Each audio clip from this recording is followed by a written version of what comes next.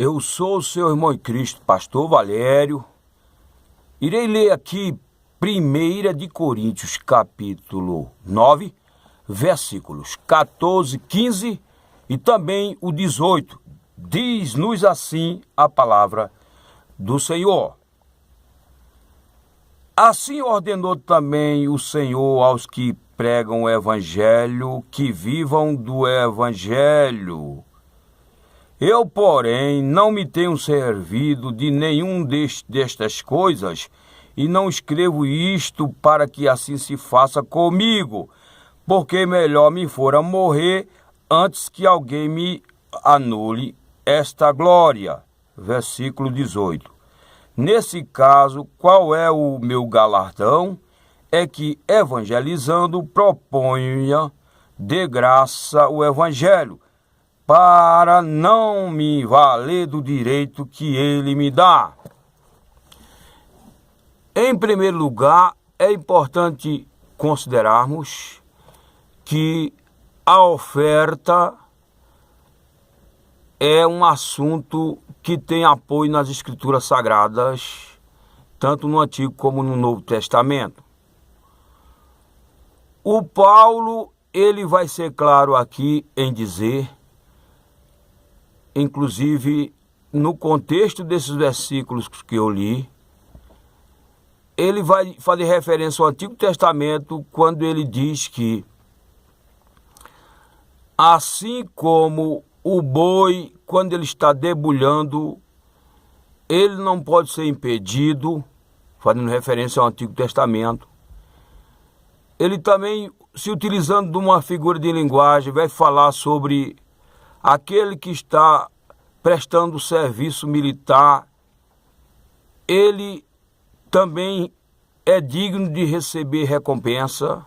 Fala também daquela pessoa que trabalha na área agrícola, o lavrador. Ele vai dizer também que com aquele que anuncia o Evangelho não pode ser diferente. E este princípio ele então vai buscar tanto no Antigo como no Novo Testamento, fazendo referência agora a Jesus Cristo em 10:7 de Lucas, quando Jesus falou que o trabalhador é digno do seu salário. Muito bem. A pergunta que surge é a seguinte: mas o Paulo, ele não se beneficiou desse tipo de direito que ele tinha, não se beneficiou, mas tem que se levar em conta as razões pelas quais ele não se beneficiou. Em primeiro lugar, o Paulo trabalhava e ele vivia da fabricação de tendas. Em segundo lugar, o Paulo estava vivendo um contexto aonde a igreja ela tinha o hábito de abençoar aqueles que pregavam o Evangelho. Porém, entre aqueles que estavam sendo beneficiados e estavam levando a sério a pregação do Evangelho, existiam aqueles que eram os mal intencionados, que se utilizava daquele dinheiro, daquela ajuda, mas eram falsos pregadores, falsos ensinadores. E o Paulo não queria ser qualificado entre aqueles que eram os falsos. Esse era um dos motivos pelos quais o Paulo não fazia questão de receber ajuda. Muito bem. E por fim o Paulo falava que a sua maior recompensa era a capacidade de pregar o Evangelho. Mas o que eu quero aqui também trazer em questão é que o Paulo, mesmo sabendo que era um princípio, era uma lei, aqueles que pregavam o Evangelho deviam viver do Evangelho, ele mesmo não vivendo aquele princípio, aquela lei, tinha o direito, mas fez questão de não viver, ele não condenava. O Paulo não condenava aqueles que estavam vivendo do Evangelho. Não é o que acontece nos dias de hoje. O sujeito que não concorda com um princípio que é bíblico, está tanto no Antigo como no Novo, ele nem concorda, esses chamados desigrejados por aí afora. Mas não é só isso. Eles condenam. E não foi o que Paulo fez. Paulo, ele sabia que se tratava de um princípio, não se beneficiava, mas respeitava. Condenava aqueles que estavam usando de má fé.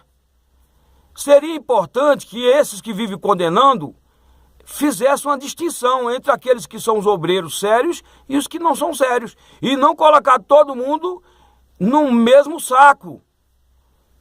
Muito bem, então o Paulo, ele não se beneficiava, porém não condenava. Mas ele, então, criticava, assim, aqueles que usavam de má fé. É a forma correta de nós entendermos a palavra a partir deste princípio, no contexto das ofertas e também dos dízimos. Porque eu penso que o dízimo é apenas uma denominação. Alguém pode dar o dízimo e incluir ele, né, em forma de oferta. Não existe pecado nenhum nisso. Agora, alguém, para ir concluindo, diria, mas Jesus não pregou sobre dízimo. Nós entendemos que ele enfatizou a questão do dízimo ou ratificou lá em Mateus 23. Porque se nós formos ignorar que Jesus ali estava enfatizando o dízimo, nós temos que ignorar todo o Novo Testamento, porque o Novo Testamento é para ser vivido nos nossos dias. Porque aonde fala de dízimo, vai falar de valores que regem o reino de Deus também. Muito bem, mas ainda que alguém que se posiciona contra, dizendo que Jesus não pregou a respeito do dízimo, não ensinou a respeito do dízimo, ainda que esse alguém tenha razão entre aspas, eu pergunto a essa pessoa, mas ele proibiu a prática do dízimo? Segundo essa pessoa que está entendendo assim, você que entende assim, que Jesus não ensinou a respeito do dízimo, eu te pergunto e você responde para você aí. Ele proibiu a prática do dízimo? Muito bem. Então, para ir concluindo aqui, a palavra de Deus nos informa que essas coisas de caráter espiritual só entende quem está bem próximo a Jesus. Jesus falou isso a respeito das parábolas, que ele dizia lá em Marcos, que as pessoas que estão de fora, elas não entendem esses valores. Tem que estar fazendo parte da família de Jesus Cristo. Porque Jesus Cristo não vai tratar apenas como servo, mas como um amigo. E ele vai partilhar isso para você. Você que deseja ser um amigo íntimo de Jesus. Ele vai partilhar essas coisas para você. Porque as coisas de Deus se discernem espiritualmente. Deus nos abençoe. Se você gostou dessa pequena reflexão, compartilhe. Vamos juntos evangelizar o mundo. Em nome de Jesus, amém.